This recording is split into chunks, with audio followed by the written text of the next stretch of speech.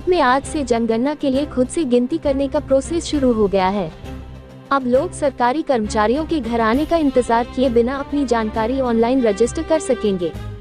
केंद्र सरकार द्वारा शुरू किए गए इस नए सिस्टम का मकसद जनगणना के प्रोसेस को आसान, तेज और ज्यादा ट्रांसपेरेंट बनाना है। केंद्रीय जल शक्ति मंत्री C.R. पाटिल ने आज सुबह अपने घर से खुद से गिनती करने का प्रोसेस शुरू किया। उन्होंने ऑनलाइन पोर्टल के जरिए अपनी डिटेल्स रजिस्टर की और लोगों से ज्यादा डिजिटल मीडियम इस्तेमाल करने की अपील की। सरकार द्वारा तैयार किए गए ऐप और ऑनलाइन पोर्टल के जरिए लोग घर बैठे ही फैमिली डिटेल्स, सदस्यों की जानकारी, पता, पढ़ाई, नौकरी वगैरह जैसी जरूरी जानकारी भर सकेंगे।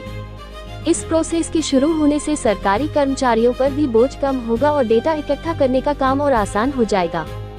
सूरत समेत पूरे गुजरात में इस ऑनलाइन खुद से गिनती करने के प्रोसेस को लेकर लोगों में उत्सुकता है। इसे डिजिटल इंडिया की दिशा में एक अहम कदम माना जा रहा है, जिसमें आम लोगों को सीधे हिस्सा लेने का मौका मिलेगा। प्रशासन ने लोगों से भी अपील की है कि वे सही और पूरी जानकारी ऑनलाइन दर्ज करके सरकार का सहयोग करें, ताकि अगली जनगणना ज्यादा सटीकता के साथ पूरी हो सके। ताज़ा खबर देखने के लिए देखते रहे स्टार न्यूज नेटवर्क। जय हिंद, जय भारत। जनगणना 2027 દેશના ભાવિ વિકાસ અને આયોજન માટે ભારત સરકાર દ્વારા હાથ ધરાતી સૌથી મહત્ત્વપૂર્ણ રાષ્ટ્રીય પ્રક્રિયાઓમાંની એક છે।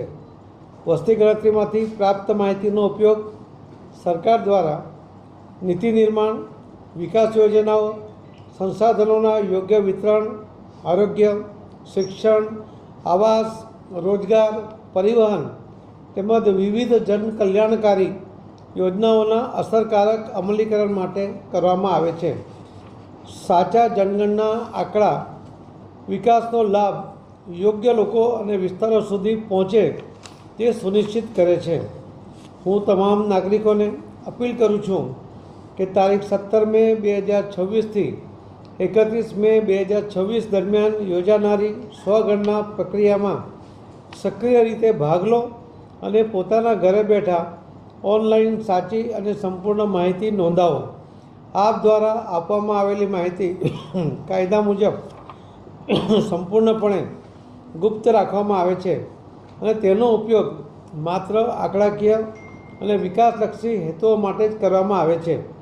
જનગણનામાં આપની ભાગીદારી રાષ્ટ્ર નિર્માણમાં આપનું મહત્ત્વપૂર્ણ યોગદાન છે। આવો આપણે સૌ સાથે મળીને જનગણના 2027ને સફળ, સચોટ અને સર્વસમાવેશી બનાવીએ। આપણી વસ્તી ગણતરી આપણા વિકાસ માટે છે। જે કેટલાક લોકો નોકરી માટે દિવસ દરમિયાન જ્યારે ઘરે નહીં હોય એ દરમિયાન જો એ વસ્તી ગણતરીમાં પોતાની માહિતી ન આપી શકે તો એમણે ઘરે બેઠા પણ આ યોજનાનો લાભ લઈને જાતે જ એમાં નોંધણી કરાવીને એનો ફાયદો લેવો જોઈએ। એનો ઉપયોગ કરીને આપણા દેશના વિકાસમાં સાચી માહિતી અને આપની પણ વસ્તી ગણતરી થઈ જાય એના માટે સજાગ રહીને આ કામ કરવું જોઈએ। આપણે ત્યાં વસ્તી ગણતરી માટે આવનારા કર્મચારી અને અધિકારીઓનું પણ સંપૂર્ણપણે એને સહયોગ કરવો જોઈએ એવી પણ મારી આપ સૌને નમ્ર વિનંતી છે। મને વિશ્વાસ છે કે આ વસ્તી ગણતરીના આધારે જે સચોટ આંકડાઓ આવશે એના કારણે નીતિ આયોગ માટે કે કેન્દ્ર સરકારને પોતાના બજેટમાં કે રાજ્ય સરકારને પણ પોતાના બજેટમાં યોગ્ય જોગવાઈ કરવા માટે સંપૂર્ણ માહિતી એમને મળશે, જેના કારણે ખૂબ સારી રીતે વિકાસના કામો પણ હાથ ધરાશે અને લોકોને ખૂબ મોટો ફાયદો પણ એમાંથી મળી શકશે।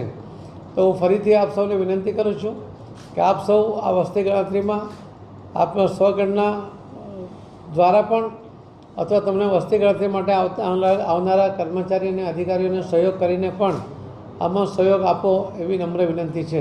ધન્યવાદ। ભારત માતા કી જય।